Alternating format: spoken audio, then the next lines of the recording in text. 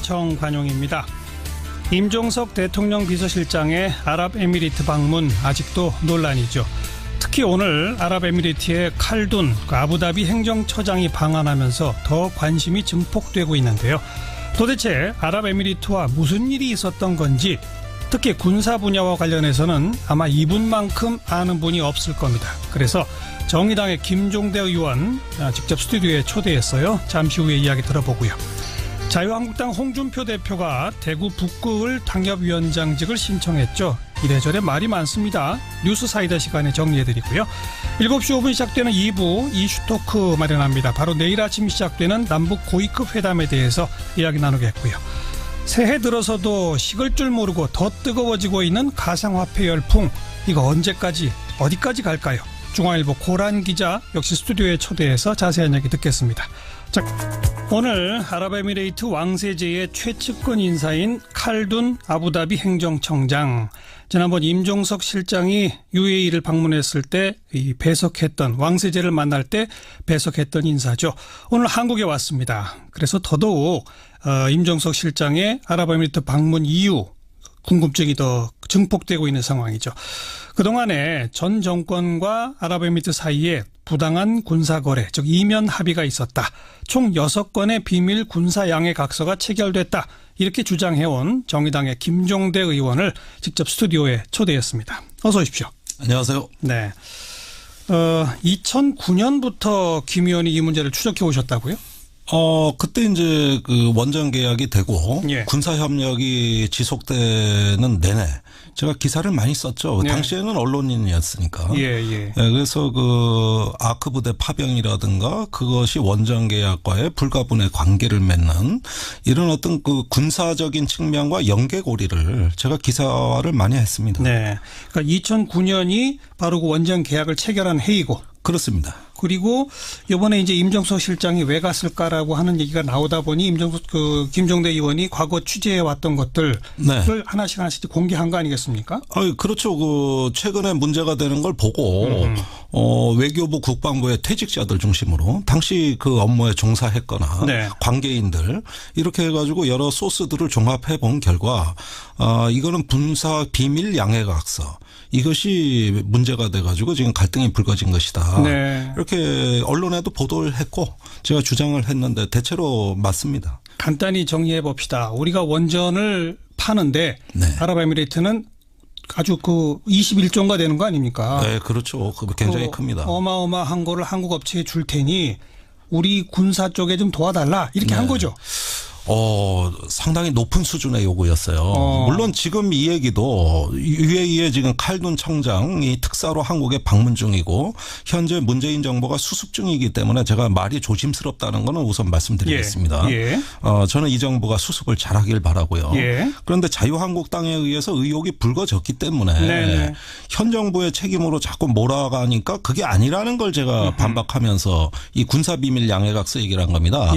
그 시작은 2009년 12월에 원전 계약을 체결하기 한 달 전쯤인 11월에 UAE하고 우리 정부 간의 그 양해각서가 상호방위 협정 형식으로 체결되면서부터 문제가 시작됩니다. 상호방위 협정. 그런데 여기에 들어간 내용이 우리 상상을 초월해요. 그게 그 UAE에서는 상호방위 조약을 처음에 체결해달라 그랬거든요. 그런데 조약은 국회 비준을 받아야 됩니다. 그렇죠. 그러니까 그거보다 급이 낮은 걸로 하자 이러면서 내용은 대부분 포함을 시켰는데 여기에 이제 우리 국군 파병, 그다음에 UAE군 현대화를 위한 교육훈련, 장비 지원, 방산기술, 군사기술 지원, 이런 것들이 다 망라된 모 협정이 존재하는 겁니다. 이걸 지금 국방부가 밝히지 않고 있는데 존재하거든요. 김태형 장관 사인이 들어가 있습니다. 그게 2009년 11월 한국 UAE의 상호방위 협정 양해각서. 협정인데 이거를 나중에 양해각서로 격화시킵니다. 협정에 사인은 하고 이것마저도 외부에 노출될 우려가 있으니까 양해각서로 하자.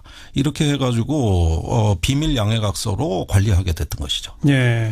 조약보다 낮은 협정에 사인을 했는데 양해각서 형식으로 존속시키자. 그렇습니다. 우리 국방장관 사인이 들어간. 그리고 오늘 당 상무위원회에서 2009년부터 13년까지 5년 동안 총 6건의 비밀 군사 양해각서가 체결됐다고 주장하셨잖아요. 네. 왜 6건이나 되는 겁니까, 그러면? 자, 그 포괄적인 군사교류 협정을 체결하고 그게 이게 이제 2009년 상호방이 협정을 양해각서로 나중에는 이제 격화시키지만 9년 11월에. 11월에. 예. 그런데 이건 포괄적입니다. 예, 그런데 예. 각각에 대해서 아하. 예를 들어 정보 지원, 네. 군수 지원, 교육훈련 지원. 아하. 이 부분에 대해서는 더 실무적이고 구체적인 그 절차와 내용을 명기할 필요가 있으니까 후속 양해각서가 그 뒤에 시기를 전부 달리해가면서 예, 하나씩 차례대로 체결이 됩니다. 그 이듬해 4월에 군사 비밀 정보 보호에 관한 약정이 체결되고 또 정보 보안 분야 교류 협정에 관한 양해각서도 체결돼요. 두 개가 정보입니다. 예. 그 다음에 6월에 군사 교육 및 훈련 분야 협력에 관한 양해각서, 예. 교육 훈련 분야 이건 이제 6월에 체결되고 두 달 후죠. 예. 그로부터 또 석 달 후에 9월에 방산 및 군수 협력에 관한 양해각서가 또 체결됩니다. 그런 다음에 해를 넘기다가 박근혜 정부 때까지 이게 와가지고 예. 2013년 그러니까 박근혜 정부가 이명박 정부의 그 군사 정책을 계승해서 이번에는 상호 군수 지원 협정 양해각서를 2013년에 체결합니다. 예, 예. 그러니까 이게 일직선 상에 놓여진 그렇죠, 거예요. 모 그렇죠. 협정이 존재하는 거에 따라서 알겠습니다. 각각 분야에 따라 후속 조치가 이루어진 것이죠. 모 협정의 구체적 내용을 명기하는 양해각서가 차곡차곡 체결됐다. 예, 그때 필요에 따라서. 네. 근데 맨 처음에 이게 상호방위 조약부터 시작했다고 그러지 않았어요? 그렇습니다. 보통 상호방위 조약 그러면 뭐 군사적 분쟁이 생길 때 자동 개입하고 뭐 이런 조항도 들어가기도 하지 않습니까? 예, 한미 관계를 떠올리시면 됩니다. 우리가 한미 상호방위 조약을 맺어가지고 예. 동맹국이 된 겁니다. 그러니까요. 그러니까 동맹이 되기 위해서는 이것부터 체결해야 되거든요. 그런데 이 조약은 너무나 정치적 부담이 크죠. 국회 비준도 받아야 되고. 네. 또 우리가 이런 조약을 체결한 게 미국밖에 없는데. 예. 미국 말고 또 다른 나라가 등장한다? 그러니까요. 이거 복잡한 중동 정세에서 예. 어디까지 연루될지 모르고 예. 그러니까 이건 과하다. 예. 그래가지고 UAE 측이 요청했으나 불가하다. 조약은 안 된다. 안 된다. 그래서 이제 협정을 초안을 사인까지 했는데 이마저도 사실은 외교부에서 네. 이거 하면 큰일 납니다 하고 반대했어요. 예. 외교부의 실무자들을 어허. 이야기입니다. 그래서 퇴직한 사람들이 아주 자세히 그걸 얘기를 합니다. 그 반대하다가 퇴직했나요? 그렇습니다. 이것 때문에. 그런 경우도 있어요. 예, 사표 내버렸어요. 예. 그런데 그 영문으로 된 그 조약 초안을, 협정 초안을 국문으로 번역하는 일을 외교부에서 했나 봐요. 그러니까 청와대에 이제 국문, 영문 두 개 버전으로 보고를 했다는데 네. 여기에 이제 참여한 사람들은 국방부가 정말 선을 넘은 것 같다. 그런데 그 후에 양해각서 형태로 이게 계속 되는 걸 보고 개탄을 맞지 않는 네. 이런 분들이 계시고 저한테 자세한 사정을 제보했습니다. 그럼 거기에 상호방위 조약적인 그 MOU 상에 예. 내용이 들어가 있는 자동 거예요. 개입 조항도 있는 거예요? 그 부분은 제가 말씀드리지 않겠습니다. 지금 청장이 와 있고 더 이상 여기서 이 문제가 지금 불거지면 청와대가 수습을 하는데 너무 부담이 커서 제가 여당 의원은 아닙니다만은 이것만큼은 차차 밝히겠습니다. 하긴 지금 한미 간의 상호 방위 조약에도 자동 개입 조항은 문서화돼 있지 않죠? 없습니다. 그 상호방위 조약 한미 간에 체결된 거는 각자 국내법 절차에 따라서 전쟁이 나면은 서로 돕겠다고 돼 있지 자동 개입은 그런 그 절차 없이 바로 자동으로 인계철선이라고 해가지고 왜 자동의 전쟁에 개입하는 건데 그런 조항 자체가 없어요. 예, 예. 그러니까 어떻게 보면 UAE 쪽하고는 더 높은 수준의 이야기가 오고 갔는데 그 실내용은 제가 적당한 시점에 다시 한번 밝혀드리겠습니다. 이건 정말 양해해 주셔야 됩니다. 네. 근데 그 후에 이제 차곡차곡 그 이른바 모 협정이라고 할 수 있는 것의 내용을 구체화한 걸 아까 10년 4월, 6월, 9월 뭐 이렇게 쭉 설명해 주셨잖아요. 네. 근데 그 안에 소위 말하는 자동 개입과 관련된 MOU는 없네요. 그러니까 뒤에 후속 조치로 나온 MOU들은 군수, 교육훈련, 정보에 관한 개별 양해각서지 국가 대 국가의 관계를 명시하는 건 아니잖아요. 네, 네. 네, 그러니까 이건 후속 조치에 불과한 거고 맨 앞에 체결된 거. 예. 이게 이제 그 상호방위의 그 내용을 포함하고 있다는 것입니다. 네. 그런데 이명박 대통령은 임용 계약 없었다고 밝혔잖아요. 문자적으로는 맞습니다. 원정 계약을 따로 체결해서 그 계약서에 이런 내용 넣지 않습니다. 그거는 사업자끼리 맺는 겁니다. 그 원정 계약서에 이명 계약은 아닌 우리 거죠? 뭐 한수원이나 그 아랍에미레이트의 사업자끼리 하는 거고 지금 말씀드린 건 순수 정부 간에 맺어지는 거니까 이건 이면 다른 합의라 별도의 이면 합의라고 봐야지 이면 계약은 아니죠. 거기다 넣을 수는 없죠. 알겠습니다. 네. 그런 의미에서는 그 말이 맞다. 문자적으로는 맞죠. 그러나 기만입니다. 그런데 한국당의 김학용 의원은 이건 노무현 정부 시절 체결된 거다라고 또 주장했어요. 그건요. 이거 참 웃어야 될지 울어야 될지 모르겠는데 그거는 터무니없는 이야기입니다. 노무현 대통령 때도 양해각서는 맺었었어요. 그거는 그 우리가 T-50 고등훈련기를 수출한 항공산업의 동반자로 추진을 했는데 수출을 못했습니다. 실패했어요. 결국 우호적인 관계 이건 세계 여러 나라하고 일반적으로 다 맺는 양해각서를 체결했고 그 내용이 지금 관보에 떠 있고 시중에 다 공개가 돼 있습니다. 이건 공개협정이에요. 그런데 김학용 의원 주장이나 자유한국당 얘기는 뭡니까? 그 공개된 내용에 따라서 2006년 7년에 체결된 걸 근거로 2010년에 우리 특수전 부대를 파견했다? 황당한 얘기입니다. 별개의 건이다. 아니 우선 시차도 다르고 내용도 다르고 이 국군을 파병하는데 어떻게 그런 일반 양해각서 갖고 합니까? 그건 말도 안 되는 얘기고요. 그건 물타기. 전형적인 그 물귀신 작전이에요. 그때는 그 훈련기 계약을 하다가 UAE가 요구하는 군사적인 어떤 도움을 조금 주기로 뭐 이런 거겠죠? 방산 물자를 수출하게 되면 그 군사적인 우선 우호 관계임을 확인하고 상호 군사 기밀을 지켜줄 수 있는 일반적인 협정을 하는데 우리나라가 수십 개국하고는 이미 체결돼 있죠. 거기까지 한 건데. 그런데 제가 지금 말씀드리는 건 그게 아니라 군사 동맹에 준하는 이런 수준의 별도의 MOU가 있다는데 어떻게 이게 같습니까? 그건 알겠습니다. 이명박 정부 때 저질러진 거예요. 이런 그 비밀 군사 양해각서는 우리 국내법 위반입니까? 우선 그런 높은 수준의 군사협력은 반드시 조약으로 체결해야 되고 국회 비준을 받아야 됩니다. 이것을 피해가기 위해서 비밀 양해각서로 했다는 것은 우선 헌법적인 가치에 대한 도전이라고 저는 생각합니다. 왜 헌법의 60조에서 이런 걸 규정하고 있느냐.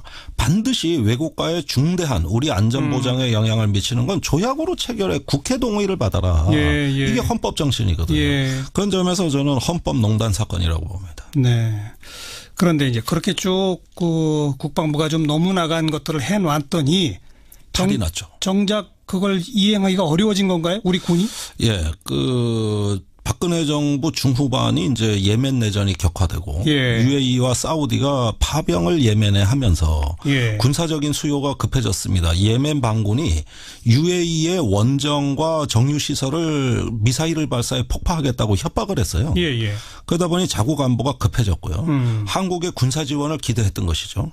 그런데 내전이 격화된 2015년으로부터 우리가 소총, 기관총 또 탄약을 UAE에 공급했는데 이 정도가 아니다.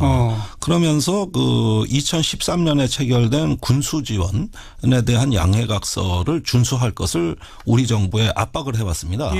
그러다가 이제 정권이 바뀌고 송영무 국방장관이 11월에 작년 11월에 UAE를 방문해서 이 도저히 국내법을 위반하면서까지 UAE에 군사 지원하는 것은 불가하다는 입장을 통보하자. 그러면 지난 정부가 다 합의해 줬는데 안 하겠다는 얘기냐. 이러면서 탈이 나기 시작했죠. 결국 그게 오늘까지 이르게 된 것이라고 저는 파악하고 있어요. 송영무 장관 11월 아랍에미리트 방문, 그러니까 아랍에미리트가 더 강하게 반발. 그래서 임종석 실장이 갔다. 가서 해결이 된 거예요? 아닙니다. 일단 봉합은 했지만 문제는 우리 기업에 대한 경제 보복을 하겠다는 태도였습니다. 아랍에미레이트가. 그래서 문재인 정부는 정의를 바로 세운다는 관점에서는 사실은 이걸 적폐청산 차원에서 이걸 진상규명하고 바로 잡아야 되는데 우리 기업의 불이익이 너무 크다. 이래서 절충을 시도했고 그 협의가 현재까지 진행되는 것이죠. 어떻게 해야 한다고 보십니까? 저는요, 그 아랍에미레이트의 안보에 대한 우려를 우리가 좀 고려해주고, 그러면서 다만 지난 정부의 그 약속은 이건 너무나 과해서 우리가 감당할 수 있는 수준이 넘었으니 UAE 측도 한 발 양보하고 또 우리도 한 발 양보해서 상호 원만하게 이 사태를 수습하기를 바라고요. 그런 봉합이 이루어지면 그 다음 순서로 이제 이 진상을 국민한테 좀 설명을 해야 될 것 같아요. 그래서 민주적이고 투명한 정부의 격을 세우는 이런 방향으로 마무리를 져서 국가 이익을 도모해야 된다고 봅니다. 칼둔 행정청장이 오늘 한국에 온 것은 바로 그 양쪽이 서로 좀 절충할 수 있는 선을 구체화시키기 위해서 온 거다. 예, 저는 분명히 수습할 수 있다. UAE도 관심 있다. 저는 그렇게 확신하고 이 정부가 적어도 그 정도 수습 능력은 된다고 봅니다. 단 그러는 가운데 그동안에 이제 국민을 기망했던 부분에 대해서는 어떻게 할 거냐. 청와대가 계속 말을 좀 이리저리 바꿨잖아요. 그냥 사실대로 말을 못하니 빙빙 돌리다가 자유한국당이 거기에 격분해서 이제 진상규명을 요구했고 그 과정에서 다름 아니라 자유한국당 정권에서 저질러진 적폐라는 것이 또 일부 밝혀진 것이죠. 예. 그런데 오늘 이제 김종대 의원의 아직까지는 뭐다 확인된 바 아니니까 주장입니다만. 제가 주장으로밖에 알 수 없어요. 근데 어쨌든 대체로 지금 설명을 다 한 거잖아요. 예. 근데 그 김종대 의원의 설명이 맞는 건지 아니면 다른 건지. 다른 건지. 만약 다른 거면 정말 진상을 털어놓던지. 그렇습니다. 예. 그러나 지금은 때가 아닐 수 있다. 일단 먼저 12일까지. 양국 간에 그걸 좀 해놓고. 예. 그래서 제가 이 자리에서도 다 못 밝히고 있어요, 지금. 네. 칼둔 청장이 와 있다는 걸 저도 고려하지 않을 수가 없습니다. 알겠습니다. 칼둔 청장도 오늘의 이 방송 내용을 귀담아 들으면 네. 자기들의 태도를 정하는 데 도움이 될 것 같습니다. 그렇게 되기를 바랍니다. 여기까지 수고하셨습니다. 예, 고맙습니다. 정의당의 김종대 의원이었어요. 윤태곤의 뉴스 사이다.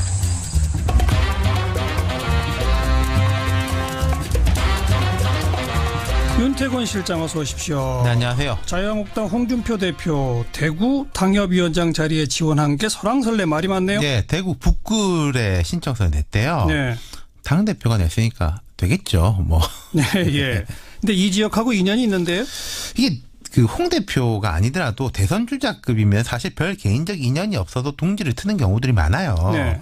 그런데 통상적으로 상징성이 있는 곳이나 뭐 험지에 가거나 그러니까 종로나 강남 뭐 이런 그렇죠. 아니면은 뭐 험지. 내가 뭐 돌파하겠다. 그렇죠. 대구면은 보수의 심장, 자유한국당의 근거지라는 상징성은 있죠. 예. 근데 이게 힘든 곳이라 보기는 어렵지 않습니까? 홍 대표 개인적으로 보면은 경남 창녕 출신인데 학창 시절 대구에서 보냈어요. 네. 대학은 서울에서 나왔지만은 정치는 서울 송파에서 시작해가지고 동대문으로 지역을 옮겨서 동대문에서 3번 당선됐는데 홍 대표가 과거에는 서울 강북의 국회의원이라는 데 대해서 되게 자부심을 갖고 있는 분이었어요. 동대문에서 3선 이거. 그렇죠. 예. 그러다가 이제 경남지사를 거쳐서 대구로 가게 되나 봅니다. 그러니까 당장 너무 편한 곳 가는 거 아니냐는 반발이 나오잖아요. 당내에서부터 나오죠. 김태흠 최고위원. 당대표라면은 지방선거를 앞두고 험지를 택해 희생과 헌신의 모범을 보여야 한다. 텃밭 대구에 셀프 입성하겠다는 것이다. 생즉사 사즉 등의 각오로 낙동강 전선 사수가 아니라 인천 상륙 작전을 도모해 전세 반전을 도모해야 하는 거 아니냐. 예. 이렇게 이제 쏘아붙였고 예. 박민식 전 의원은 철회해라. 꼭 하겠다면은 당대표직을 사퇴해라. 아하. 서울 경기는 가시밭이고 부산 경남도 쑥대밭인데 홍 대표 나 홀로 꽃길을 걷겠다고 선언했다. 그냥 보수주의가 아니라 보신주의를 선택한 거다. 예. 강하게 비판들이. 이런 비판이 나올 거를 모르지는 않았을 거 아니에요. 홍 대표가 한 지난 연말부터 대구로 가겠다 이런 이야기를 쭉 하고 다녔어요. 그랬었죠? 예. 그러니까 작년 12월 29일 송년 기자간담회에서는 홍일학 민주당 의원이 있기 때문에 내가 가야 견제가 된다. 그 이렇게 지역의 좀 현역이 홍일학 그렇죠. 의원이군요. 명분을 예. 만들었어요. 예. 대구에 민주당 의원이 2명입니다. 김부겸 장관하고 홍일학 의원이죠. 예. 그러니까 여기는 어려운 곳이다. 그렇죠. 민주당 예. 의원을 내가 가서 꺾는다. 근데 그게 또 아니라는 이야기거든요. 오늘 이야기를 그건 들어보면은 무슨 말이에요? 홍 대표가 오늘 대구에 갔습니다. 대구시당 신년인사회에 참석해서 말하기를 대구에 내려온다는 게 대구를 근거지로 해서 정치를 하겠다는 것이지 대구에 출마하겠다는 뜻은 절대 아니다. 그게 무슨 말이에요? 당협위원장은 출마하는 거 아니에요? 그러면서 이제 한 이야기가 이번에 대구에 빈자리가 있어서 내려오는데 정치를 하면서 대구에서 한번 해보는 것이 소원이었다. 예. 총선 전에 훌륭한 인재를 모셔놓고 출마하도록 하겠다. 이렇게 말했습니다. 애매하네요. 대구를 근거지로 삼아서 정치를 하되 대구에 출마를 안 하겠다. 물리적으로 성립이 안 되는 건 아니에요. 예. 뭐 대선에 나가면 되는 거니까요. 나는 총선 안 나간다 예. 이렇게. 근데 홍 대표가 당 대표인데 그러면 이 대구 북을 당협위원장을 하면서 뭐 동네를 챙기고 뭐 허물어진 지역 기반을 매일매일 이제 뭐 아침마다 뭐 악수도 하고 그러는 건 물리적으로 불가능한 거 아니겠습니까? 예. 그러니까 이제 궁색해 보이는 게 사실이 아닌가 싶다는 거죠. 그러니까 대구 그 당협위원장 신청한 거에 대한 반발과 비판이 많으니까 일단 나 출마 안 나네라고 한마디 한 거 아닌가요? 그렇죠. 그러니까 이거 좀 봐야 될 것 같고요. 어. 과거에 우리 이런 전례 몇 년 전에 이제 있었죠. 김문수 전 경기도지사. 예. 가 이제 경기도지사를 마치고 갑자기 이제 대구로 내려간다 그랬지 않습니까? 그랬죠. 그게 김부겸 지금 장관한테 졌죠. 크게 졌죠. 예. 그래서 대구를 근거지로 활동을 계속 하고 있는데 그게 좀 오버랩되기도 하는데 이게 문제는 이런 걸 겁니다. 홍 대표 개인이 계속 이제 스텝이 꼬이는 것도 있는 거지만은 한국당 전체에 미치는 영향이 어떻겠느냐. 예. 당 대표부터 이렇게 하니까 당세가 대구 경북 쪽으로 위축되는 현상이 가속화될 거라는 거죠. 그렇겠죠. 지금 우리가 여러 번 짚어봤지만은 한국당에서 대구 경북에 출마하겠다는 사람들은 많은데 예. 딴 데는 거의 다 손사래를 치고 있거든요. 그렇죠. 그럼 예컨대 어떤 사람한테 뭐 서울에 당신 나가시오, 경기도에 나가시오, 부산을 맡아주시오 할 때 그 영이 서겠냐는 말이죠. 안 서죠. 네. 그러니까 벌써 언론에서는 한국당 수도권 포기했나? 뭐 이런 질문이 그렇죠. 뜨더라고요. 뭐 예, 그러니까 야당들도 한마디씩 예 하고요. 예. 수고하셨습니다. 감사합니다. 윤태권 실장이었어요. 매주 월요일 꾸며드리는 이슈 토크, 원숙한 진보 최민희 전 의원, 젊은 보수 장혜찬 시사평론가와 함께하고 있죠. 오늘은 바로 내일 아침에 열리게 될 남북 고위급 회담에 대한 이야기를 해보고자 합니다. 최민희 전 의원 그리고 장혜찬 씨 어서 오십시오. 안녕하세요. 안녕하세요. 이게 정말 일주일 전만 해도 네. 지난해 연말만 해도 야 남북이 이렇게 만날이라 상상이 안 되던 상황인데 1월 1일 신년사부터 우리 장관의 제안 뭐 그냥 구다다닥 하는 얘기를 했어요. 번갯불에 정말 콩구워 먹듯이 네. 이렇게 진행이 되고 있습니다. 우선 기다렸다는 듯이. 이 표현부터가 한 분은 번갯불에 콩고 먹는다, 한 분은 기다렸다는 듯이. 여기에 뭔가 내용이 들어있는데요. 그 얘기부터 해봅시다. 왜 번갯불에 콩고 먹었다고 하시는 거예요? 그러니까 북한이 우선 핵무력 완성을 선포했잖아요.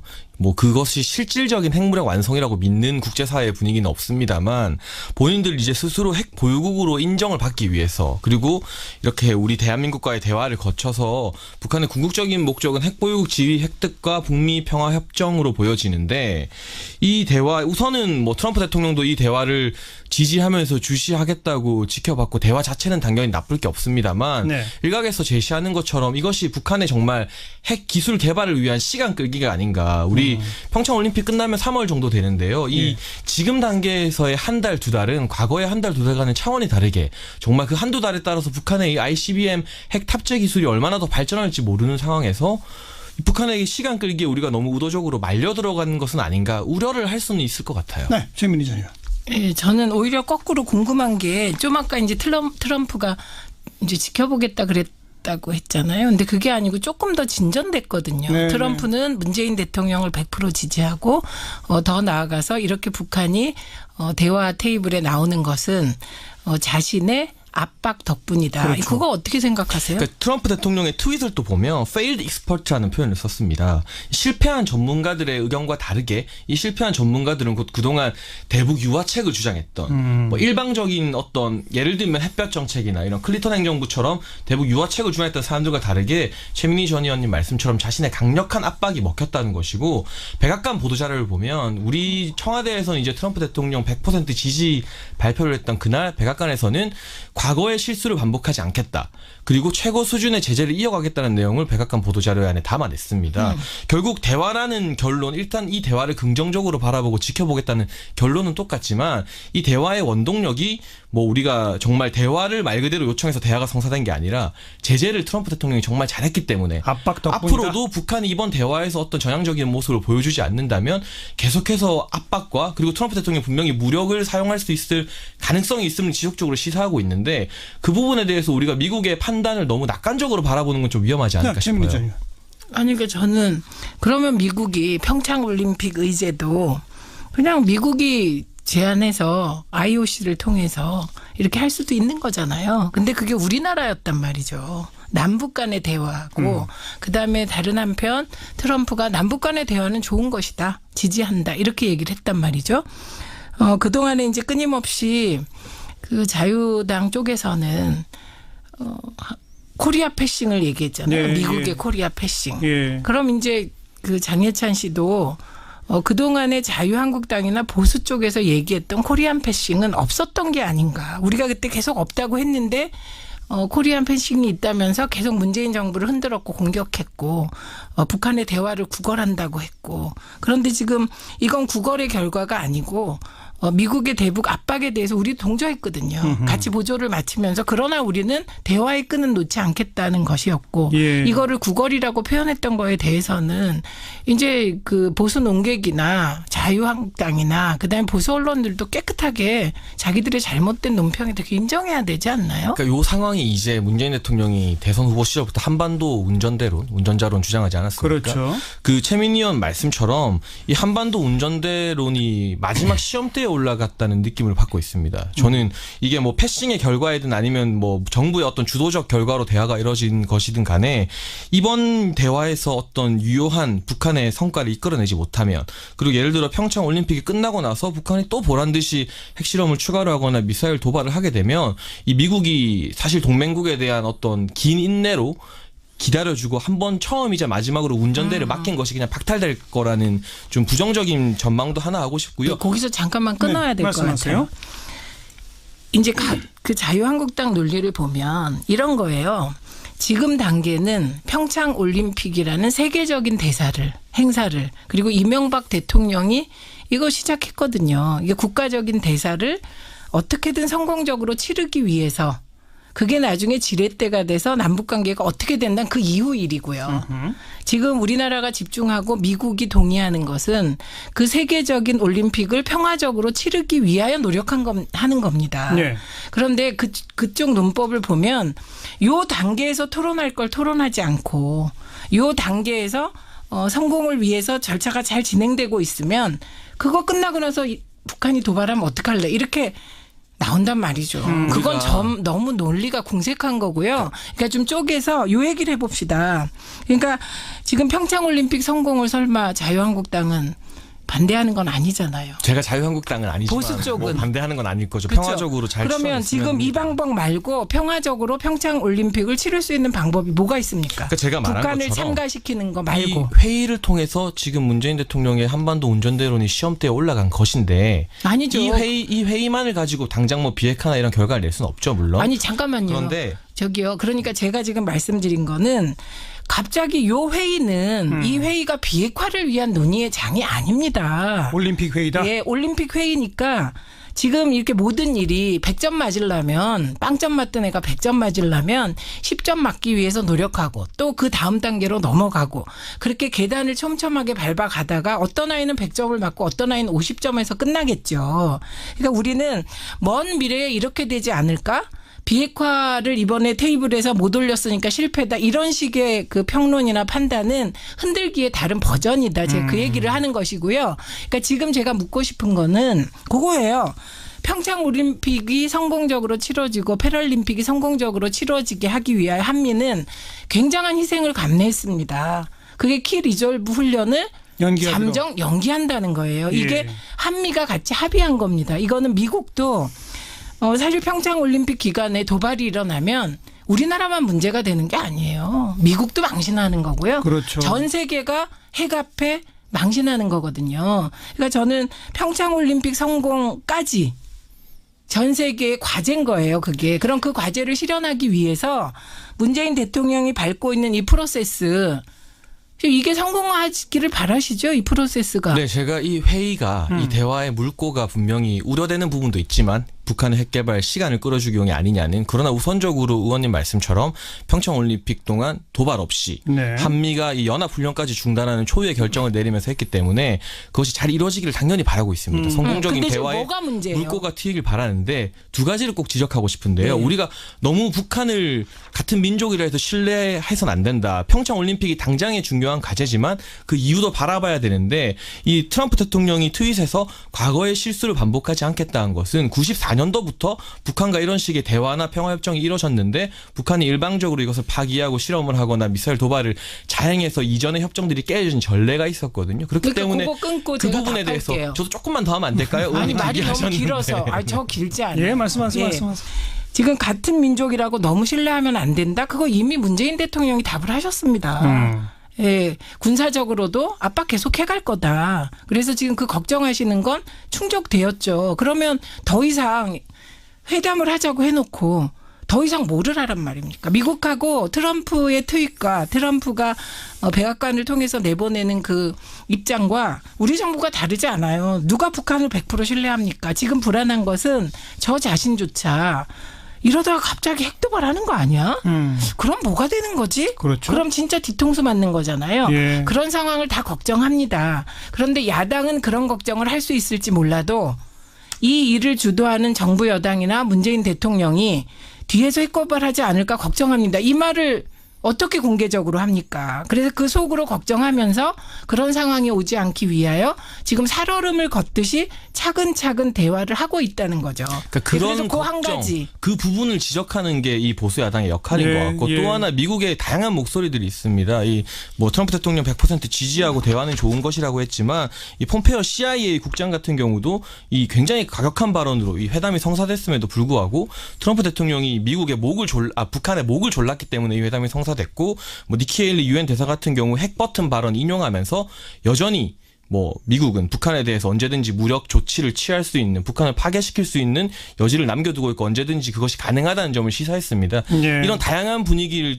우리가 이 회담이 평화적으로 성사되는 것을 당연히 바라는 마음 반, 그리고 보수 야당으로서 미국의 이런 다양한 분위기, 그리고 이 회담 이후의 상황까지, 알겠습니다. 이 회담이 핵개발 시간 끌어주기 아니냐는 어떤 견제자의 입장에서 입장을 밝히는 것 자체가 뭐 회담이 실패하기를 바라는 것은 아니라고 보고 자, 있습니다. 우리 저는요. 청취자분들한테 네. 이 내일부터 시작될 그 대화의 의미와 중요성, 동시에 과거 수십 년 동안에 되풀이되어 온 과정 때문에 대화가 있음에도 불구하고 생각되는 걱정과 우려, 이 두 가지는 동시에 전달이 된 것 같아요. 근데 그거는 우리 문재인 대통령도 그렇고 또 트럼프 대통령의 의중, 이것도 이제 잘 맞춰봐야 되겠지만, 북한이 왜 갑자기 이렇게 태도 변화를 가져왔을까?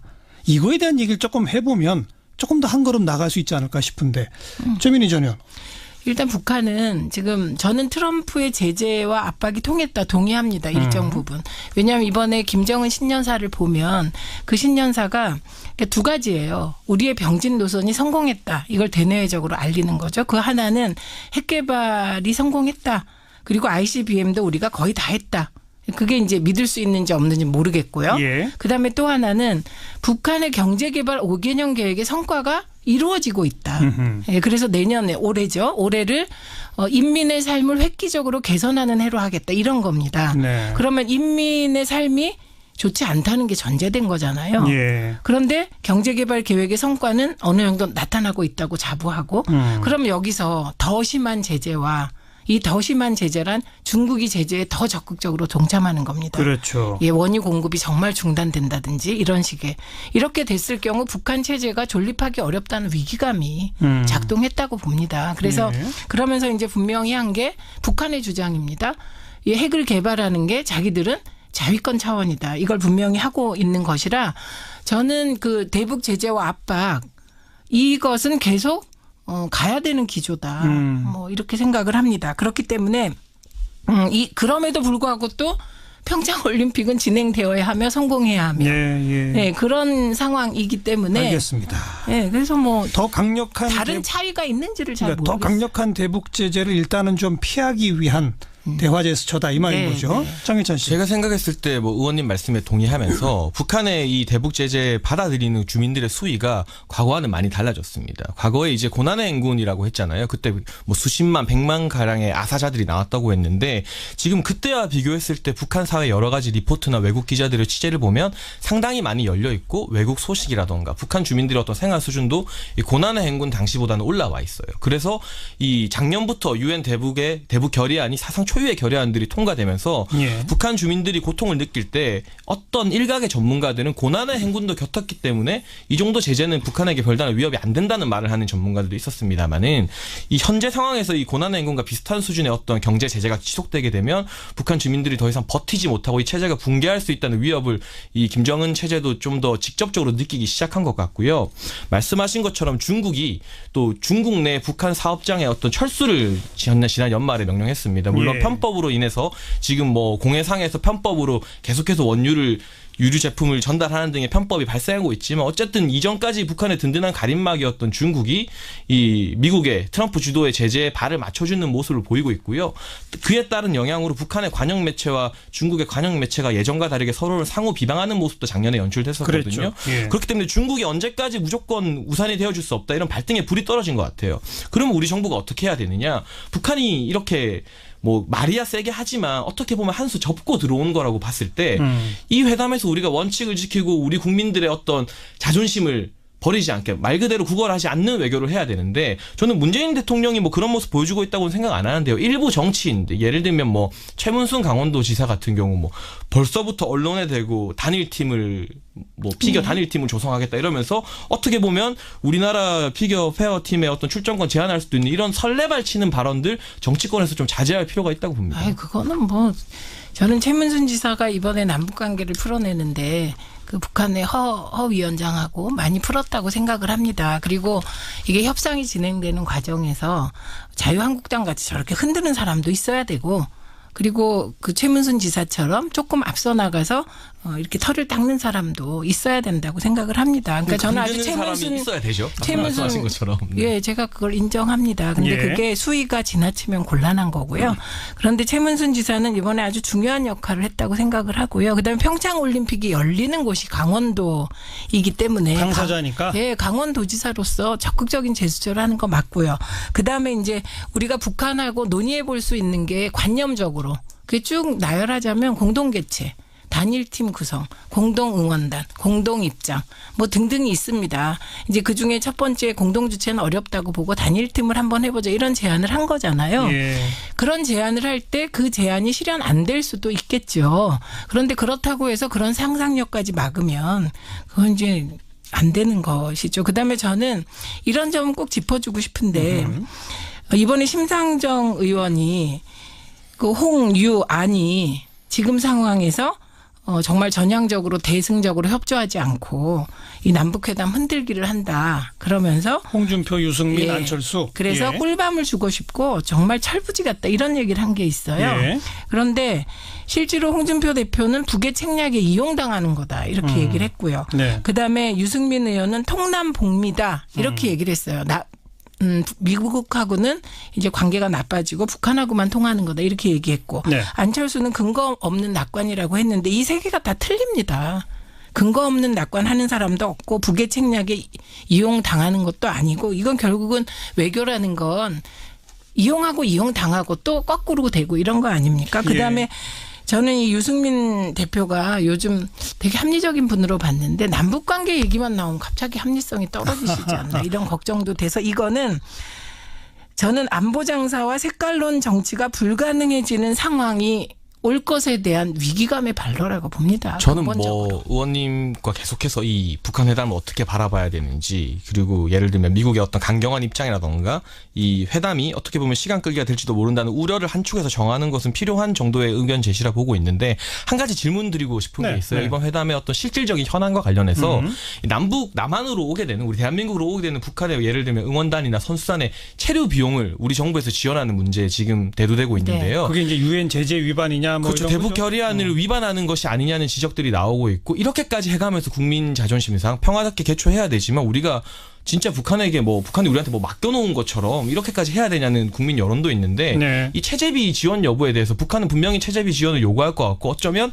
뭐 더 다른 경제 제재 해체라던가 전략 자산의 뭐 한반도 순회를 연기하거나 비판 피하는 등등의 여러 가지 요구들을 할 것으로 예상되는데 어떻게 생각하냐? 의원님께서 이 평화 올림픽을 위해서 어디까지 정부가 양보할 수 있는지 궁금합니다. 그 자존심이 상하는 건 우리가 아니죠. 돈 받고 온다면 북한이 더 자존심이 상하는 거죠.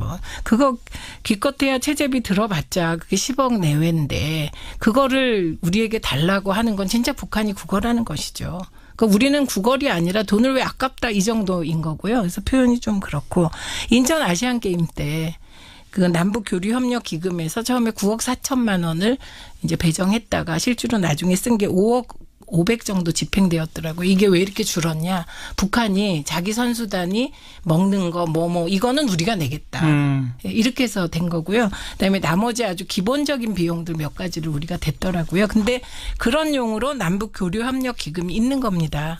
그리고 이제 제재 부분은 그러니까 인천 아시안 게임 정도 선에서 지원하는 건 무방하다. 예, 그러니까 보신다. 이거를 지금 과연 이제 우리가 10억 정도를 쓰는 것과 평창 올림픽이 북한의 참여로 흥행에 성공하는 것, 불안 없이 진행되는 것을 비교해 봤을 때 외교는 실리를 따지는 거잖아요. 우리가 이득이다. 예, 그래 봤을 때 이득이라고 생각하면 그 정도 지원은 하시겠다고 국민들도 생각하실 것 같아요. 그 대목만 근데 장해찬 씨. 저는 그러기 위해서는 국제사회를 굉장히 열심히 설득해야 될 것 같고요. 당연하죠. 인천 아시안 게임과는 다른 점이 이제 북한에 대한 초유의 대북 결의안 안보리 제재안이 통과된 시점이기 때문에 지금 국제사회에서 북한으로 들어가는 김정은의 계좌로 들어가는 돈줄을 모두 다 차단하고 있고 또 미국 같은 경우는 중국과 러시아의 원유 공급 중단하라고 이렇게 압박하고 있고요. 또 해상 봉쇄 이야기 나왔었는데 해상 봉쇄가 미국 내 강경파 의견이 아니라 좀 비교적 유화파들의 의견입니다. 강경파들은 뭐 무력으로 진압해야 된다 이런 이야기 하고 있는 시점에서 그러니까요. 우리가 먼저 이렇게 10억이든 1억이든 액수가 중요한 게 아니라 국제사회 제재와는 다른 길을 독자적으로 걷게 되면 이 국제사회 유엔으로부터 신뢰를 못 받을 수 있기 때문에 설령 그 길을 가려면 북한과의 대화에 앞서서 국제사회를 설득하는 굉장히 지난한 노력이 필요할 것이다. 그리고 북한이 먼저 이렇게 꼬리를 말고 온 입장에서 우리가 좀 이번만큼은 북한과의 대화에서 자존심을 세우는 진보 정부를 보고 싶다는 국민들의 열망도 저는 상당히 높다고 보고 그게요. 있습니다. 앞뒤가 말이 형용모순입니다. 그러니까 일단 북한에 대해서 우리가 제재를 일부 풀어서라도 평창 올림픽 성공을 위해서 외국들 선진국을 설득하는 건 그건 당연히 하고 있다고 봅니다. 그리고 네. 더 적극적으로 할 거라고 보고 근데 자꾸 자존심 얘기를 하시는데 국민들께서 북한에 체류비를 주는 게 자존심 상한다고 생각하는 국민이 몇 명이겠어요. 돈 아깝다고 생각하는 분은 있을 수 있지만 이건 거꾸로 북한이 자존심 상하는 문제라고 저는 보고요. 그래서 이 자존심의 문제라면 뭐 그거는 이미 게임이 저는 끝난 상황이라고 봅니다. 그리고 알겠습니다. 어떻게 하면 이제 저는 가장 걱정되는 게 이제 북한을 근본적으로 저도 못 믿는다는 거죠. 이렇게 협상이 진행되는데 갑자기 미사일 도발을 하지 않을까. 그러니까요. 예. 이런 걱정이 모두에게 있다고 봅니다. 뭐 그건 이제 아까 나온 얘기 동호반복이니까 네. 그 정도 하고. 그러니까 장해찬 씨도 인천 아시안 게임 때와는 좀 상황이 다르기 때문에 그렇죠. 설령 지원하더라도 국제사회와의 공조 그리고 또 우리가 그냥 먼저 그 카드를 내던지는 이러진 말아라. 그 그렇죠. 정도인 거죠. 그렇죠. 뭐 그 정도 얘기 나누고 지금 시간이 별로 없기 때문에 너무 그 올림픽 하나로만 국한되지 말아야 될 것이 조명근 장관 스스로가 남북 이산가족 상봉이라든지 뭐 안보 문제라든지 이런 얘기들도 했으면 좋겠다는 의사를 이미 표력했단 말이죠. 어디까지 논의가 갔으면 하는지 이건 뭐 일종의 우리의 바람이겠는데 한마디씩 해보죠. 최민희 전에 어떻게 보세요? 근데요, 이게 그 남북 대표단의 구성을 보면 그 의제가 집중된 건 체육 문화 교류 쪽이 맞습니다. 뭐 그건 예, 당연하죠. 실무단위가 당연하죠. 그런데 통일부 장관이 들어가 있고 조평통 리성권 위원장이 들어가 있기 때문에 예. 그 의제의 상한을 높일 수도 있는 대표단 구성이에요. 일단 구성은. 그런데 이제 저는 이제 원래 뭘 이렇게 높이 목표를 잡으면 실망하기 때문에 네. 일단 평창올림픽하고 패럴림픽 참가에 집중하고 예, 그리고 정부가 7.17 제안을 한 게 있어요. 거기에 이산가족 상봉이 있고요. 그렇죠. 예, 그다음에 적대행위 중단이 있고 예, 그때 그다음에 남북 군사 당국 회담을 한번 해보자. 이 정도까지 제안한 적이 있습니다. 맞아요. 예, 저는 그 정도를 얘기하면 될 것 같습니다. 장혜찬 씨. 저는 이제 회담의 정례화가 좀 중요한 이슈가 될 것 같은데 중요하죠. 이번 회담만으로 어떤 유의미한 결과를 얻기는 상당히 힘들 것으로 보여지고요. 따라서 이 정기적인 회담을 통해서 또 미국과 중국 주변 열강들까지 이제 참여시키는 회담의 정례화만 이뤄낸다 하더라도 좀 성공적이라 볼 수 있을 것 같은데 이산가족 상봉 인도적 차원에서 당연히 논의되면 좋겠지만 이 적대적 행위 중단이라는 게 상당히 미묘한 게 적대적 행위 중단 안에 북한이 요구하는 한미연합훈련 중단과 축소 내지는 이 전략자산이 한반도에 개입하지 못하게 하는 것들이 있을 수 있습니다. 그럴 수 있죠. 그런 부분에 대해서는 우리 정부가 원칙을 가지고 양보 없이 나갔으면 좋겠고요. 너무 앞서 나가서 벌써부터 뭐 금강산 관광 재개나 개성공단 재개 등을 이야기하는 분들이 있는데 이 정치권의 설레발을 자제하는 것 또한 반드시 필요해 보입니다. 아니 그런 설레발까지 자제시키면 정치 행위가 성립이 안 돼요. 그래서 마치 자유한국당의 홍 대표가 북책략에 이용당한다는 말이 허용되는 것처럼 빨리 남북 간의 관광도 허용하자. 관광 교류도. 양쪽 얘기가 다 허용돼야 양쪽 된다? 얘기 다 허용돼야 됩니다. 어떻게 보세요? 저는 뭐 그렇게는 생각 안 하고요. 그럼 홍 대표가 욕하는 것만 허용돼야 그 됩니다. 우려 같은 더 경우는 진전된 건 허용되면 안 돼요? 그렇습니다. 한편에서는 이걸 과도한 기대라고 부르고 한편에서는 아니 조금 있을 수 있는 가능성을 열어두자는 거 아니냐 이렇게 부르고요. 한편에서는 쓸데없는 기우라고 부르고 한쪽에서는 충분히 근거 있는 우려와 걱정이라고 부릅니다. 우려와 걱정은 최소화시키고 성과는 좀 극대화시킬 수 있는 그런 계기가 되기를 바라는 것 이건 사실 모든 사람의 마음 아니겠습니까? 항상 최악을 대비해서 나쁠 건 없습니다. 네. 오늘 수고하셨습니다. 고맙습니다. 최민희 전 의원 그리고 시사평론가 장혜찬 씨였어요. 네, 고맙습니다. 뉴스입니다. 김민아 기자 어서 오세요. 안녕하세요. 오늘 들어볼 소리요. 이 영화 1987이 상당히 인기인데요. 관련 소리를 한번 들어보시죠. 한밤의 꿈은 아니리 오랜 고통 단후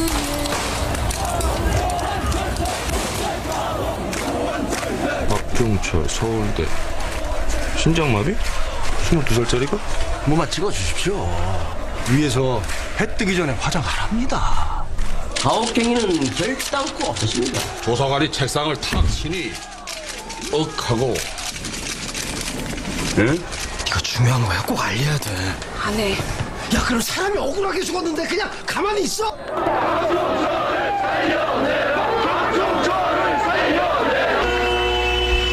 가장 마음에 울림이 컸던 대사가 그런다고 세상이 바뀌나요. 역사는 금방금방은 아니지만 그러나 긴 세월을 두면서 뚜벅뚜벅 발전해오고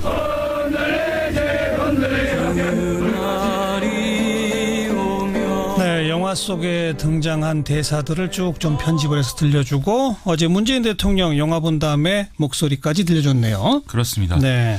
이 문재인 대통령의 감회가 참 남달랐을 것 같은데요. 당시에 호원반대 민주헌법정치 범국민운동본부의 부산본부 상임집행위원을 맡은 적이 있고 또 박종철 군 국민추도회 준비가 꾸려져서 국민추도회를 전국 각지에서 개최했을 때도 준비위원으로 참여를 했었다는 거죠. 예. 이 당시에 부산에서 추도회 장소를 경찰이 포위를 했을 때 문재인 대통령은 연좌농성을 하기도 했고 노무현 전 대통령하고 연행되기도 했는데 이때 노무현 전 대통령은 구속됐다는 것이고요.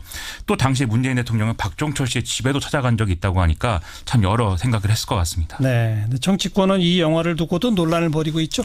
그렇습니다. 자유한국당 김성태 원내대표가 문재인 대통령이 영화 관람 중에 눈물을 흘리는 모습을 연출했다면서 언론 플레이 도가 지나치다. 정부가 적폐청산이라는 미명하에 절차적 민주주의를 위배하고 있다. 이렇게 얘기를 했고요.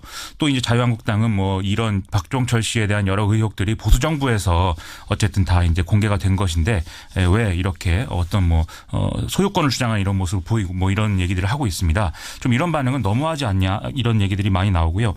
또 국민의당 통합파와 통합 반대파가 자기 상황에 맞춰서 이제 영화를 좀 해석하는 모습도 보이기도 해서 여러 논란이 또 나오고 있습니다. 정치권에 이런 반응이 있는가 하면 또 일부 네티즌들은 영화 내용에 너무 여성의 역할이 좀 축소돼서 나왔다 이런 얘기도 하고요. 또 6월 항쟁 이후에 있었던 7, 8, 9월 노동자 대투쟁 이런 얘기는 없어서 좀 아쉽다 이런 얘기들도 나오는 모양입니다. 뭐 한 편의 영화에 모든 걸 다 담을 수는 없는 거 아니겠습니까? 그렇죠. 예. 네. 이 정도 하고요. 다음 뉴스는요. 박근혜 대통령이 그간 재판을 인정하지 않겠다는 입장을 뒤집고 유영하 변호사를 선임해서 화제가 되고 있는데요. 예. 국정원 특수활동비를 받은 혐의가 인정될 경우에 박근혜 전 대통령의 형량이 가중되고 재산이 추징될 수 있다는 점을 고려한 거 아니냐 이런 얘기 나오고 있습니다. 2013년 6월 달에 이른바 전두환 추징법에 따르면 범인 외에 가족을 비롯한 제3자가 취득한 불법 재산과 이것으로부터 유래한 재산도 추징이 가능하도록 그렇게 되어 있는데요. 검찰은 그러지 않아도 박근혜 전 대통령의 재산에 대해서 추징 보전 명령을 법원에 신청한 상태라고 합니다. 검찰은 지금 박근혜 전 대통령이 뇌물로 받은 국정원 특수활동비 규모를 36억 5천만 원 정도로 보고 있다는데요. 박근혜 전 대통령의 재산 총액 지금 한 68억 원 정도로 파악이 되거든요. 그렇다면 이 절반 정도가 추징될 수도 있다. 이런 절박감으로 지금 이제 여기고 있는 거 아니냐 이런 얘기인 거죠. 근데 일부 보도에 따르면 박 전 대통령이 그 선임한 유영하 변호사한테 재산을 맡겨놨다 이런 보도도 있었잖아요. 그렇습니다. 이 검찰이 추징 보전 대상으로 청구한 내용을 보면은요. 내곡동 주택과 예금 여기에 더해서 유영하 변호사에게 전달된 1억 원권 수표 30장이 포함되어 있다는 거거든요. 이 돈은 지난해 4월 말에 박근혜 전 대통령 계좌에서 출금된 이후에 유영하 변호사에게 건네진 뒤에 지금도 보관되어 있다고 하는 것인데요. 검찰은 이 돈을 박근혜 전 대통령이 삼성동 주택과 내곡동 주택을 매매하고 남은 차익이다 이렇게 보고 있다는 것입니다. 이외에도 유영하 변호사는 지금 박근혜 전 대통령으로부터 현금 약 10억 원을 받아서 보관하고 있다 이런 내용도 보도가 됐는데요. 일단 유영하 변호사 측은 이 돈이 향후 있을 변호 등을 대비한 것이다라는 취지로 검찰에 밝혔다고 합니다.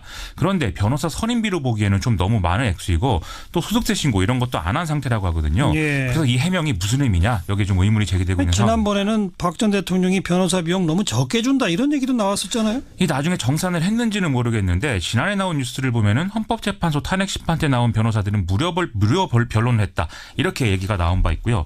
또 유영하 변호사도 처음에는 500만 원 정도의 변호사 선임비를 받았다라고 해서 좀 화제가 됐었거든요.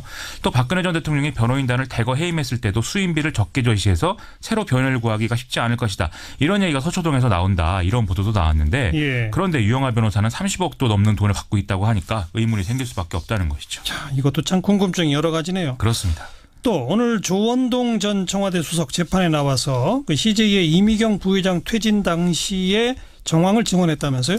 그렇습니다. 2013년 7월 달에 박근혜 전 대통령이 이미경 부회장은 물러났으면 좋겠고 당시에 대한상공회의소 회장이었던 송경식 회장이 경영을 맡았으면 좋겠다. 이런 취지의 발언을 구체적으로 했기 때문에 조원동 수석이 이 뜻을 송경식 회장에게 그대로 전달했다. 그리고 이후 두 차례 통화로 퇴진 압력 행사했다. 이 얘기거든요. 예. 또 조원동 전 수석은 당시에 송경식 회장에게 이게 대통령의 지시다라는 점을 통화로 언급을 하는 바람에 박근혜 전 대통령에게 질책을 들었다라고도 주장을 했습니다. 반면 박근혜 전 대통령 측은 당시에 CJ를 좀 걱정을 한 것뿐이지 이미경 부회장의 퇴진을 요구한 건 아니다 이렇게 얘기를 했는데요. 이 조원동 전 수석은 뭐 유능한 경제관료 출신이라고 천재라고도 했는데 청와대에서 이런 일을 하고 있다고 하니까 참 이제 걱정스럽다 이런 얘기 나오고 있습니다. 네, 다음 뉴스요. 국민의당 바른정당 통합 놓고 양측에서 갈등이 확대되고 있습니다. 국민의당 내 이른바 중립파들의 중재안은 이제 주말 지나면서 좀 소용이 없는 것으로 결론이 났고요. 양측 평행선 달리고 있는데요. 통합 찬성파들은 1월 중에 통합 전당대회를 열어서 정면 돌파를 하겠다 이런 입장이고요. 반대파들은 이른바 개혁신당 창당을 개문 발차 형식으로라도 강행하겠다 이렇게 목소리 높이고 있습니다. 이런 가운데 오늘 통합 반대파들 회의에 찬성 측 의원 보좌관이 몰래 들어왔다가 쫓겨나는 해프닝도 있었고요. 그래요. 또 개혁신당이라는 당명을 서로 자기들이 쓰겠다 이렇게 좀 우기는 신경전이 벌어지기도 했습니다. 오늘 손학규 국민의당 상임고문이 중앙일보 인터뷰에서 바른정당과 통합을 해서 제3세력의 중심을 잡으면 호남도 박수를 칠 것이다 라고 했는데 이걸 두고도 논란이 이어지고 있는데요. 통합에 반대하는 입장인 이상돈 의원은 손학규 고문은 늘 장고 끝에 악수를 둔다 이렇게 비난을 하고 있는 상태입니다. 그런데 바른정당 유승민 대표가 통합에 대한 최종 결심은 안 했다라고 또 인터뷰했죠. 그렇습니다. 경향신문 인터뷰에서 그렇게 얘기를 하고 오늘 기자들을 만나서도 따로 또 같은 말을 했는데요. 세력을 그냥 합치는 것보다 국민들이 공감할 수 있는 노선을 제시하는 게 중요한데 아직 대북 정책과 같은 핵심 부분에 대해서는 견해차가 있다 이런 얘기인 거죠. 이걸 두고 어떤 속도 조절을 하자는 얘기 아니냐 또는 중도파들에게 빨리 합류하라고 어떤 압력을 행사하는 거 아니냐 이런 여러 해석들이 나오는데요. 그런데 내일 바른정당 김세현 의원이 탈당을 얘기할 것이다 이렇게 얘기도 나오고 남경규 경기도지사나 이학재 의원도 여기에 같이 할 가능성이 제기되고 있기 때문에 이걸 좀 염두에 둔 거 아니냐 이런 얘기도 나오거든요. 여러모로 좀 쉽지 않은 상황인 것 같습니다. 여러 난관을 돌파하는지 지켜봅시다. 다음 뉴스는요. 미국의 언론인 마이클 르프가 쓴 화염과 분노라는 책이 트럼프 미국 대통령의 정신 건강 논쟁에 불을 붙이고 있습니다. 이 책이 아주 인기라면서요, 그리고? 그렇다고 하네요. 이 책의 대부분의 백악관 직원들이 트럼프 대통령의 정신 건강에 문제가 있다고 본다, 이런 얘기가 나오는데 트럼프 대통령은 트위터에 이것에 대해서 직접 반론도 썼습니다. 나의 가장 큰 자산은 정신적 안정과 정말 똑똑하다는 것이고 똑똑한 것을 넘어서 나는 천재다. 그리고 매우 안정된 천재다. 이런 내용인데요. 이것에 대해서 트럼프의 최측근 중 하나라는 스티븐 밀러 선임 정책고문이 CNN 방송에 출연을 해서 이 발언을 일방적으로 감싸고 칭송해서 또 이제 논란입니다. 또 CNN의 보도는 공정하지 않다, 이렇게 얘기를 하다가 앵커와 정면 충돌을 하기도 했는데 이 CNN의 간판 앵커이기도 한 제이스퍼 태퍼는 스티븐 밀러가 이런 주장을 계속하니까 시청자들의 시간을 충분히 낭비했다면서 방송을 그냥 끝내버리기도 했습니다. 어쨌든 트럼프 대통령은 다음 주에 건강 검진을 받는다고 해서 결과가 좀 주목이 됩니다. 자기가 자기 스스로를 천재다, 안정된 천재다라고 트위터에 쓰는 거 있죠? 예. 그거부터가 사실 정상이라고 볼 수 있나요? 그래서 이것 때문에 또 이게 정신건강이 이상한 거 아니냐, 이런 얘기들이 쭉 나오고 있을 수밖에 없는 거죠. 근데 이 책의 아주 핵심 근거가 되는 인터뷰를 한 사람이 스티브 배넌이잖아요. 그렇습니다. 뒤늦게 진화에 나섰다고요? 현지 시간 7일 인터넷 매체 악시오스에 책 출간 후 첫 입장 표명을 했는데요. 개선 기간에 트럼프 캠프 핵심들이 러시아 인사와 만난 것에 대해서 반역적 행위라고 말한 것은 폴 매너포트라는 사람을 향한 거고 트럼프 대통령의 아들인 트럼프 주니어를 겨냥한 건 아니다, 이렇게 얘기를 했습니다. 그래도 진화될 것 같지는 않네요. 그런 것 같습니다. 가지고. 네, 수고했습니다. 고맙습니다. 김민아 기자였습니다. 화폐 열풍이 심상치가 않습니다. 가상화폐 투자로 2시간 만에 30억을 벌었다는 사례까지 등장하면서 그 인기가 식을 줄 모르는데요. 정부의 규제책이 도리어 가상화폐 가치를 높인다, 이런 분석까지 있네요.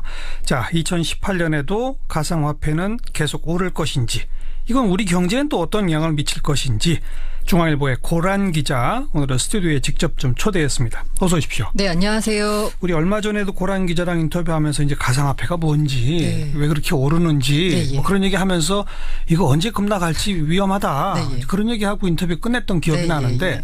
그 후로도 지금 계속 오르는 거 아니에요? 오히려 더 과열되고 있다고 볼 수 있죠. 조금 아까 제가 언급한 2시간 만에 30억 네. 벌었다는 건 입증된 거예요? 이게 모 방송에서 지난 토요일에 방송돼서 그 PD가 인터뷰를 시작하기 전에 찍혔던 금액이 280억인데 화면에 모니터상에. 근데 인터뷰가 끝날 때쯤 한 2시간이 지나자 그게 310억으로 불어나 있었습니다. 어허. 네. 280억 정도 투자하는 큰 손이군요. 그 네, 사람. 예. 예. 전체 그림을 봅시다. 네, 우리나라 예. 시장 규모를 네, 예. 보기 위해서 국내에 거래되는 가상화폐의 종류가 몇 가지 정도 됩니까? 이게 종류를 말씀드리기 전에 먼저 거래소 얘기부터 하는 게 예, 맞을 예, 것 같은데요. 이 거래소가 국내에 있는 가장 큰 거래소가 기존에는 이제 빗썸이라고 있었는데요. 빗썸. 네, 예. 그 밖에 이제 최근 지난해 10월에 오픈한 게 업비트라는 거래소가 있습니다. 업비트. 예, 빗썸이나 코인원, 뭐 코빗 등 옛날 좀 오래된 거래소, 역사가 1년 이상 된 거래소는 대충 거래하는 수 있는 암호화폐가 한 10개 내외 이 정도밖에 안 됩니다. 네. 그런데 이 업비트라고 하는 지난해 10월에 오픈한 거래소는 예. 거래할 수 있는 암호화폐 종류가 122종이나 됩니다. 오. 이게 좀 차이가 있죠. 그 122종이 다 뭐 몇 천만 원씩 하는 거 아니죠? 아닙니다. 예. 천차만별인 거죠. 소위 동전주라고 하는 것도 많이 있습니다. 동전주가 뭐예요? 주식에서 1,000원이 안 되는 그 종목을 동전주라고 하는데요. 그런 것도 있습니까? 네, 예. 이게 이제 사람들이 열광하는 게 예. 최근에 열광하는 게 이 사실 리플이라는 이 종목이 하나 있거든요. 암호화폐가. 근데 이 코인이 지난해 12월에 200 몇 원 했었거든요. 한 280원 정도 했나? 네. 근데 지금 현재 4,500원 정도 거래되고 있습니다. 아, 그럼 한 달 만에 네. 10배, 20배 뭐 이렇게 되네요. 네, 예. 그러니까 뭐 종목을 가리지 않고 지금 다 오르는 거예요? 지금 현재 상황은 정말 말씀하신 대로 종목을 가리지 않고 다 오르고 있고요.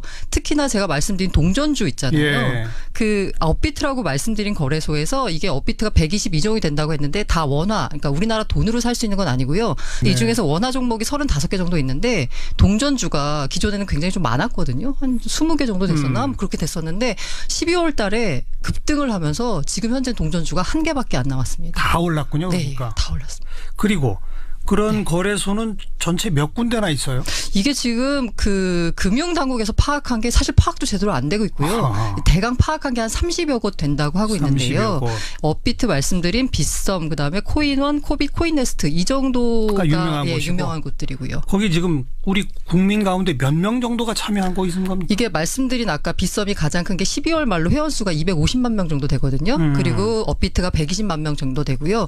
그 나머지 거래소를 합치면 한 500만 명 좀 못 되는 건데 이건 단순 합산이고요. 네. 중복 계좌 갖고 계신 분들도 많아서 예. 대충 한 200만 명은 웃돌 것이다라고 보고 있습니다. 200만 명 이상. 네, 예. 하루 거래 액수는 얼마나 됩니까? 이게 말씀드린 업비트가 일평균 한 7조에서 8조 정도 된다고 하거든요. 많을 때는 최대 한 10조 찍은 날도 있었습니다. 우리나라 주식시장의 하루 거래가 얼마죠? 코스닥이 한 3조 4조 되거든요. 네. 네. 코스닥보다 하루 평균으로 2배 이상. 예, 코스닥 거래는 모든 증권사에서 거래되는 거래 금액을 다 합친 게 4조, 3조 되거든요. 예. 근데 여기서 업비트에서 하루에만 뭐 10조 찍은 날도 있었고 평균 5조 이상은 찍고요. 그다음에 빗썸도 한 3, 4조 찍고 그래서 나머지 거래소 다 합치면 한 일평균 10조 정도는 거래된다고 볼 수 있습니다. 주로 데이 트레이딩 형식으로 막 그렇게 하시는 분들도 많이 있고요. 네.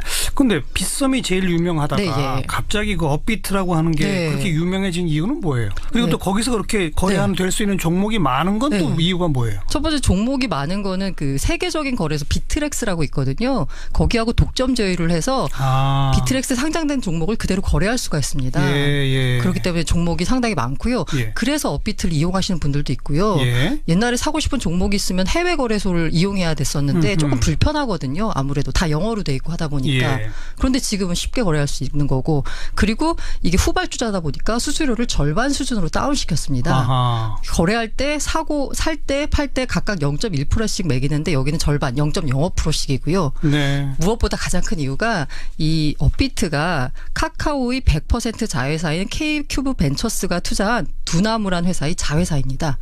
복잡하네요. 좀 복잡한데요. 카카오의 한 증손자증? 네, 그렇죠. 이게 정확한 자회사는 아니고 이렇게 뭐 투자회사 이렇게 연결됐는데 어쨌든 관련돼 있거든요. 네. 그렇다 보니까 이 카카오톡 플랫폼을 기반으로 해서 회원가입이 됩니다. 저도 회원가입을 해봤는데요. 네. 제가 카카오톡 가입자고 아마 전 국민이 카카오톡 가입자일 것 같은데 예. 가입자인 경우에는 클릭 몇 번만 하면 바로 회원가입이 됩니다. 거래소에 회원가입이 쉽더라. 쉽고요. 거기다 만약에 내가 돈을 입금하고 싶으면 예. 실명 계좌만 연결시키면 바로 거래할 수 있습니다. 그 쉬워서 여기를 더 많이 그렇죠. 이용한다. 그런 거군요. 네, 예.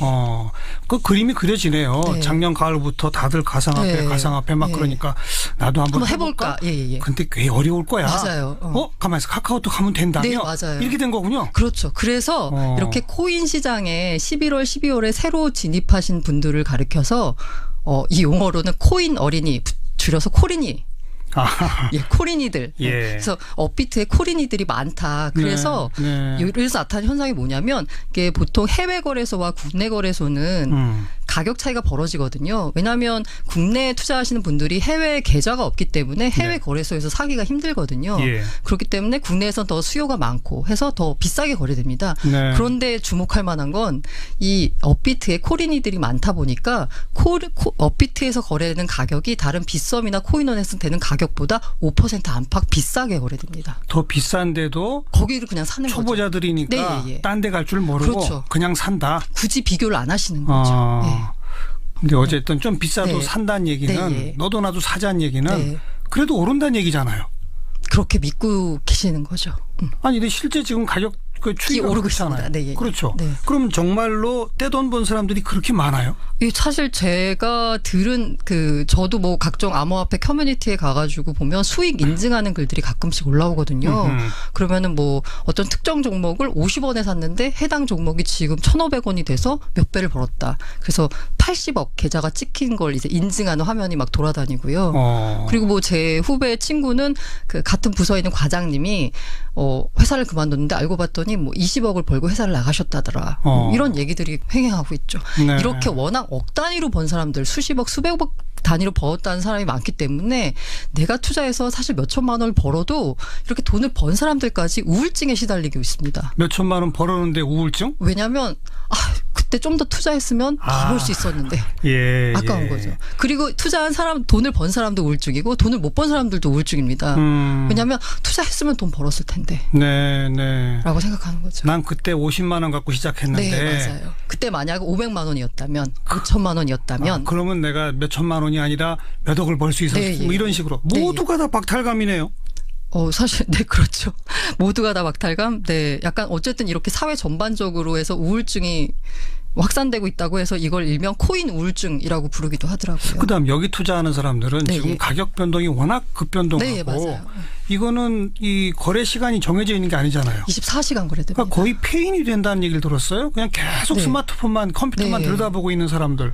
그래서 이 업계에서 떠도는 말 중에 그런 게 있는데 그 코인 투자하고 있으면 5분마다 스마트폰을 확인하고요. 코인을 팔아도 1분마다 확인한다고 합니다. 아, 내가 판 다음에 또 올랐을까 봐. 그렇죠. 예. 그래서 그런 용어를 심리학적 용어를 가리켜서 FOMO라고 표현하거든요. Fear of Missing Out인데요. 어떤 큰 이벤트가 벌어졌을 때 내가 거기 혹시나 소외될 수 있지 않을까라고 해서 그걸 항상 들여다보고 그 시장에 뛰어드는 이런 심리를 말하는데요. 그에 반대되는 게 FUD라는 건데 이거는 어떤 가격이 급등했을 때 급락할 수도 있다라는 그렇죠. 위험이거든요. 두려움, 예, 예. fear. 그런데 지금 현재 이 시장에서 벌어지는 건 FUD보다는 FOMO. 내가 이 큰 이벤트, 이렇게 큰 돈 벌 수 있는 기회에서 빠지면 어떡하나. 이런 심리가 지금 더 강해서 다들 뛰어들고 있고 가격도 오르고 있는 겁니다. 그리고 일단 뛰어들면 네. 5분 간격으로 1분 간격으로 보고 네. 밤에 잠도 못 잔다면서요. 저도 사실 그 초기에 투자를 경험했거든요. 처음 투자를 할 때는 정말 자다가 일어나서 핸드폰 확인해서 얼마 냈지? 라고 확인하는 게 사실 일이었죠. 네. 아니 누구라도 네, 예. 그렇게 급변동하는 네. 걸 궁금해서 어떻게 참겠어요. 그렇죠. 그렇죠. 네, 예. 예. 이 정도로 짧은 시간에 높은 수익을 낸다. 이게 정상입니까?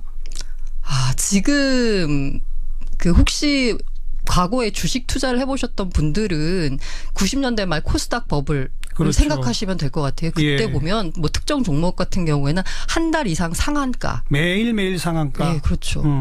그렇게 기록한 종목들도 있었거든요. 그런 정도의 열기가 있었고 당시에도 대학생들이 너도 나도 주식 계좌 열어서 투자하는 열풍이 일었었고요. 지금도 그렇다고 보면 되는데 지금이 더 심각한 거는 거래 시간이 정해지지 않다는 거. 그러니까 한밤중까지도. 네, 예. 게다가 지금 설명 들어보면 참가자 숫자도 어마어마하고 네, 예. 거래 액수도 어마어마하기 때문에 이거 그냥 일시적이라고 말하기 어려울 것 같아요. 그런데 장이 이렇다 보면 반드시 작전 세력이 등장하죠. 그렇죠. 특히나 이게 이제 글로벌리 거래되기 때문에 시가총액이 큰 비트코인 같은 종목들은 작전이 들어가기 어렵거든요. 네. 그런데 시가총액이 작은 종목들. 아까 말한 동전주 같은 거. 맞아요. 예. 그리고 거래량이 적은 것들. 이거는 펌핑방이라고 부르거든요. 펌핑, 가격을 이렇게 띄어 올린다라고 하는 펌핑방에서 무슨 호재가 있다 라면서 일단 코인을 매수한 다음에 호재가 있다라고 일종의 찌라시를 뿌리는 겁니다. 여기저기 돌아다니면서. 그렇게 하고 나서 사람들 가격이 오르기 시작하면 뭐지 하고 다른 개인 투자자들이 뛰어드는 거죠. 그럼 고점에서 던집니다. 그때 팔아내고. 그러면 개인 투자자들은 고점에서 잡는 거기 때문에 가격은 급락하고 손실이 커지게 되는 거죠. 네. 그렇게 된 개인 투자자들을 시체라고 부르고 있고요. 오늘 최종구 금융위원장이 가상통화 관련해서 기자간담회 했습니다. 그동안에도 정부는 가상통화 관련해서 여러 차례 무슨 대책들을 발표하긴 했는데 일각에서는 정부가 규제책을 내놓으면 오히려 가상화폐 인기가 올라간다. 그런 얘기도 있잖아요. 왜냐하면 정부가 대책을 발표할 때마다 이 암호화폐, 가상화폐를 모르던 분들도 뭐지 이게? 관심을 갖게 되고. 그렇죠. 그러면서 이렇게 보다 보면 이렇게 돈을 많이 벌 수 있는 기회가 있단 말이야? 라고 오히려 더 시장에 뛰어드는 거죠. 그런데 이 정부 규제가 어려운 이유가 이게 말씀드린 대로 글로벌 시장입니다. 그렇죠. 국내에서 거래를 막아도 해외 거래소로 코인을 보내면 거기서 거래할 수 있습니다. 그러니까 오늘 최종구 위원장이 말한 것도 그냥 시중은행들 좀 관리 감독 좀 잘해라. 그렇죠. 그 정도잖아요. 근데 그거 가지고 대책이 안 되는 거죠. 대책이 사실 정부 입장에서도 참 곤란할 것 같아요. 없던 시장이고 규제할 수도 없는 시장이고. 올해를 전망하면 어떻습니까? 작년에는 아무튼 연초에 대비 12월 달까지 뭐 수십 배 뛰는 그런 상황이었는데 금년에 어떨까요? 제가 전망을 말씀드리는 게 맞는지 모르겠지만 저는 암호화폐 시장이 이게 블록체인 기술하고 연결돼 있기 때문에 소위 말하는 4차 산업혁명의 기본 기술이고요. 그렇기 때문에 시장 자체는 더 커질 거라고 보고 있고요. 그렇지만 시장 자체가 커지는 것과 내가 산 암호화폐가 오르는 건 다른 문제거든요. 그래서 내가 산 암호화폐가 정말 기술력이 있고 좋은 화폐라면 가격이 오를 테지만 그렇지 않다면 소위 말하는 상장 폐지가 될 수도 있는 거고요. 그렇죠. 아까 그 90년대 코스닥 버블 얘기했잖아요. 매일 상한가 뭐 한 달 이상. 그 결과는 어떻게 됐죠? 그 종목들 상장 폐지됐죠. 그렇죠. 네. 그렇지만 그 코스닥 버블 가운데서도 살아남은 종목들이 미국에선 아마존, 구글 이런 친구들이 살아남았고요. 네. 국내에서는 네이버라는 기업이 탄생을 했고요. 네. 이렇게 암호화폐 시장 열기가 지금은 투기에 가까울 정도로 크지만 이 투기 과정을 거치면서 옥석이 가려지면서 한국의 네이버, 미국의 구글 이런 게 암호화폐 시장에서도 나올 수 있다라고 봅니다. 나올 수 있을 수도 있고. 네. 암호화폐, 가상화폐의 특징상 네. 이거는 실물이 없는 거고 네, 예. 기업도 없는 거고 그렇잖아요. 기업. 네, 예. 뭔가 중앙 서버가 없는 거죠. 예, 네, 영업을 예, 해서 예, 이익을 내는 그렇죠, 그런 게 없잖아요. 네, 예. 그죠? 네. 전체가 사라질 수도 있는 거 아닙니까? 논리적 가능성으로는? 전체가 사라지긴 어렵고요. 블록체인 기술은 살아남을 거라고 보고 있습니다. 네. 네. 다시 말하면 지금은 네. 너도 나도 뛰어들고 있고 그러다 보니 가격은 계속 올라가고 있다. 네, 네, 네. 이건 부정할 수 없습니다. 네, 맞습니다. 다시 말하면 계속 올라가고 있다는 건 어느 순간인가 폭락할 수 있다는 거죠. 네, 예. 그 순간이 오늘일지 내일일지를 모른다는 거죠. 제가 그 이더리움이라는 암호화폐를 만든 비탈릭 부테린을 지난해 9월에 인터뷰를 하면서 물어봤어요. 버블 맞냐? 이랬더니 그 친구가 하는 말이 버블 맞다. 그런데 이 버블이 언제 꺼질지 어디까지 갈지는 나도 모르겠다. 라는 얘기를 했더라고요. 네. 네. 아무도 모릅니다. 네. 그러나 꺼지는 건 분명합니다. 언제가 될지는 모르는 거죠. 꺼지는 건 분명하죠. 네, 예. 버블은 꺼지는 거니까요. 네. 청취자분들은 거기에 좀 귀를 기울였으면 전 좋겠습니다. 수고하셨습니다. 예, 감사합니다.